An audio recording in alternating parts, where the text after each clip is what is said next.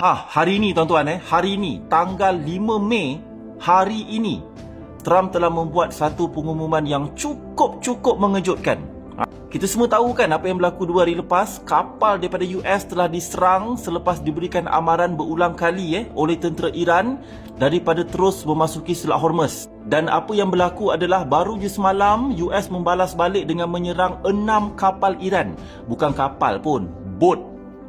Saya ulang balik, US attack 6 bot Iran. Faham? Dia macam consider besar bot nelayan ya.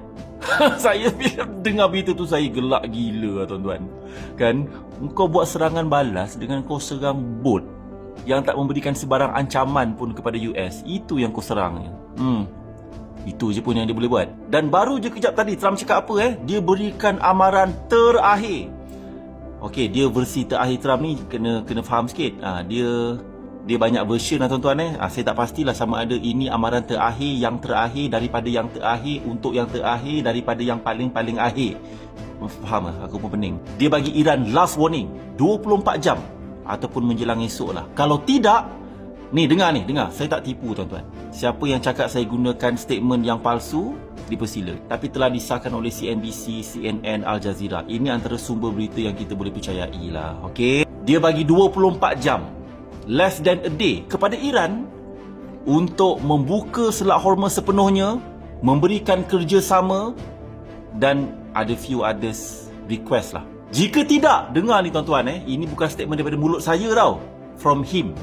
Dia cakap atau dunia bakal menyaksikan serangan udara yang paling dahsyat pernah disaksikan dalam sejarah peradaban manusia. Lebih kurang macam tu. So kalau kita ingat serangan udara yang pernah berlaku dekat Pearl Harbor tu dahsyat, yang pernah berlaku dekat Jerman tu dahsyat, serangan udara Rusia dekat Berlin, Jerman tu dahsyat, macam-macam lagi kan. Ini bakal menjadi super duper berkali ganda lebih dahsyat. Trump janjikan benda ni. Kalau tak ada sebarang maklum balas, surrender ataupun statement daripada Iran untuk membuka Selat Hormuz ataupun akur dengan permintaan US akan buat serangan udara paling dahsyat dalam sejarah. Ini Trump cakap. Tu nampak tu? The world may witness one of the most devastating airstrikes ever seen. The most massive. Okey, saya hold dulu jangkaan saya. Saya simpan dulu apa yang saya bakal jangkakan berlaku nanti. Saya tak nak buat sebarang spekulasi. Saya tak nak berikan sebarang pendapat. Tunggu esok. Saya akan buat konten sambungan kepada cerita ni. Tunggu esok. Follow saya tuan-tuan. Saya akan update benda ni esok. Tapi apa prediction saya?